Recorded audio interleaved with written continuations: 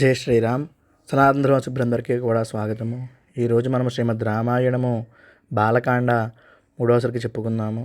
అందరికీ కూడా చిన్న మనవి, ఈ రామాయణం చూసేవారందరూ కూడా ఈ వీడియోని లైక్ చేయడమే కాకుండా జై శ్రీరామ్ అనే ఒక కామెంట్ కూడా చేయగలరు.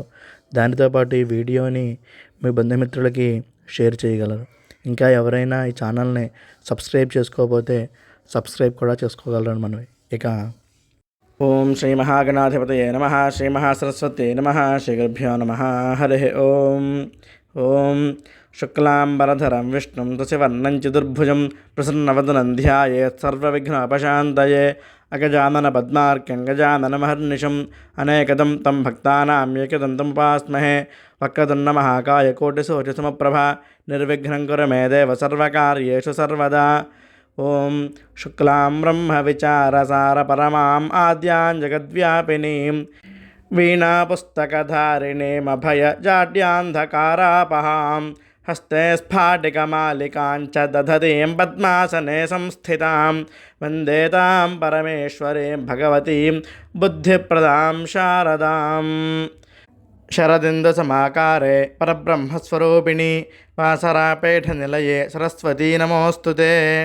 యా కుందేందుతుషారహారధవళా యా శుభ్రవస్త్రావృతా యా వీణావరదండమండితకరా యా శ్వేతపద్మాసనా యా బ్రహ్మాచ్యుతశంకరప్రభృతిభిర్దేవైः సదా పూజితా సా మాం పాతు సరస్వతీ భగవతి నిశ్శేషజాడ్యాపహ.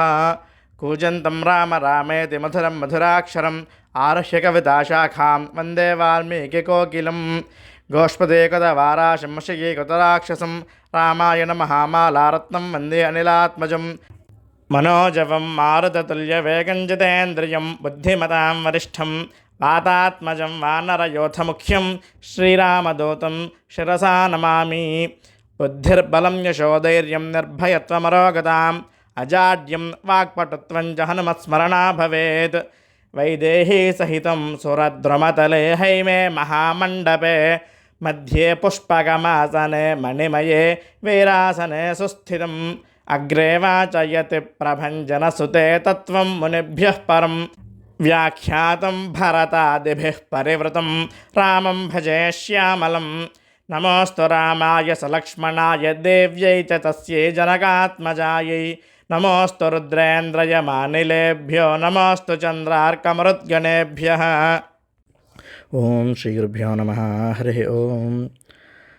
ఇలా తనకు నారద మహర్షి చెప్పిన రామకథ సమగ్రమైనదా లేక ఇంకా అధికంగా ఏమైనా ఉన్నదా అని వాల్మీకి మహర్షి ఆలోచించసాగారట. తరువాత వాల్మీకి మహర్షి ఒక దర్భ ఆసనం వేసుకుని దాని మీద తూర్పు దిక్కుగా కూర్చుని ఆచమనం చేశారట.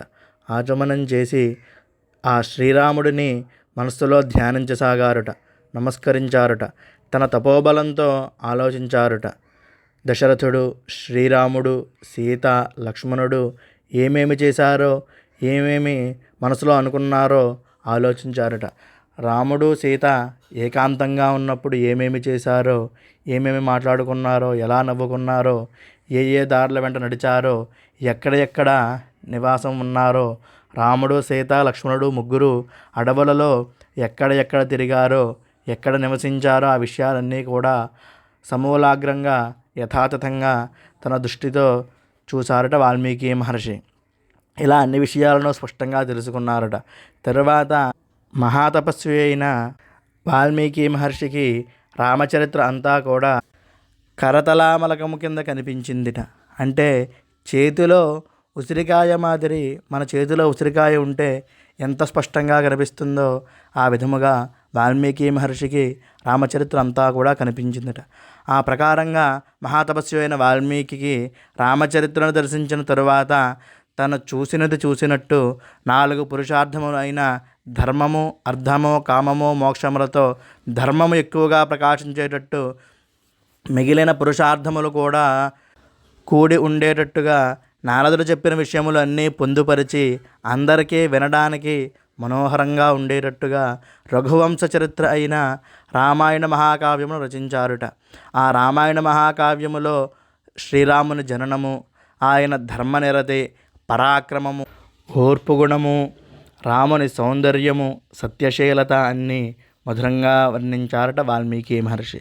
రాముడు లక్ష్మణుడు విశ్వామిత్ర మహర్షితో అడవులకు వెళ్ళినప్పుడు చెప్పిన అనేక కథలు, గాథలు, శివధనుర్భంగము, సీతా స్వయంవరము మనోహరంగా కళ్ళకు కట్టినట్టుగా రచించారుట.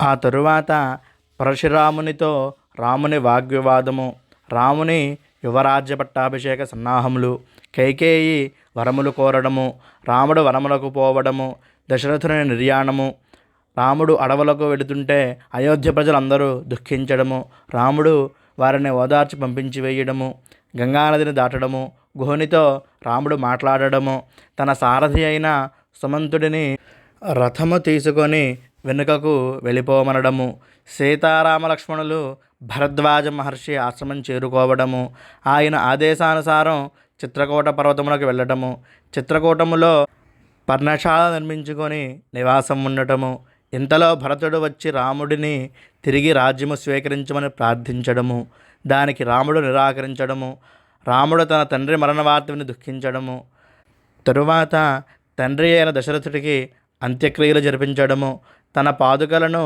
భరతుడికి ఇవ్వటము, భరతుడు రాముని పాదుకలు తీసుకొని వెళ్ళి నంది గ్రామములో నివసించడము, అక్కడే భరతుడు రామపాదుకలకు పట్టాభిషేకం చేసి రాముడి బదులు తాను రాజ్యపాలన సాగించడము, ఆ తరువాత సీతారామలక్ష్మణులు ముగ్గురు దండకారణ్యమునకు వెళ్ళడము, అటు పిమ్మట అక్కడ విరాధుడు మొదలగు రాక్షసులను రాముడు సంహరించడము, శరభంగుడు, సుతీక్ష్ణుడు మొదలైన మహర్షుల దర్శనం చేసుకోనడము, సీతాదేవి అనసూయ మాటతో మాట్లాడడము, అనసూయాదేవి సీతకు ఒంటికి పూసుకునే లేపనం ఇవ్వడము, తరువాత రామలక్ష్మణులు శూర్పణఖను చూడటము, ఆమెను విరూపిగా చేయడము, ఖరులు మొదలగు రాక్షసులను సంహరించడము, ఈ విషయాలన్నీ రావణుడికి తెలియడము, రావణుడు మారీచుని సహాయం కోరడము, మారీచుడు నిరాకరించడము, చివరకు అంగీకరించడము, తరువాత రాముడు మారీచుడిని చంపడము, రావణుడు పర్ణశాలలో ఒంటరిగా ఉన్న సీతను అపహరించడము, రాముడు సీతాదేవి కోసం శోకించడము, కబంధుని చూడడము,